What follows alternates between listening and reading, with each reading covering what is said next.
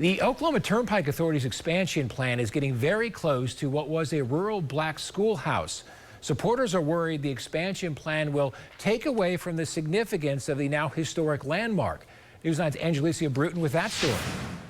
The Oklahoma Historic Preservation Office says they've received several calls from people concerned with how close the Turnpike expansion will get to a historic school in Cleveland County. It's currently not in the proposed path, but they say they're paying close attention.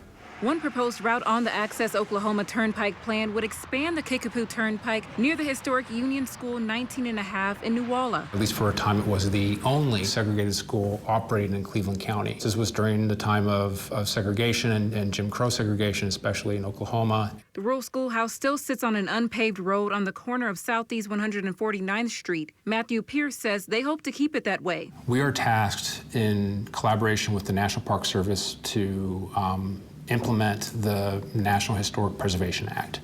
And there's a specific provision in that act that basically is triggered whenever there's any federally licensed, permitted, or funded project. We then assess the impact of those projects, and that's both above ground and below ground. The proposed route is more than a mile away from the school. Jessica Brown with the Department of Transportation says planning is in early stages, but the school should not be impacted. That proposed route is about 1,200 feet wide. We will narrow it down to about 600 feet wide. So there's a little bit of room in there, wiggle room within that corridor. If you have greater development in that area, that can start to infringe, it would start to have what we would call a cumulative effect on that property's historic integrity, in this case its setting. The Historic Preservation Office will be a consulting party on this project throughout the process. Angelicia Bruton, Oklahoma's Own, News 9.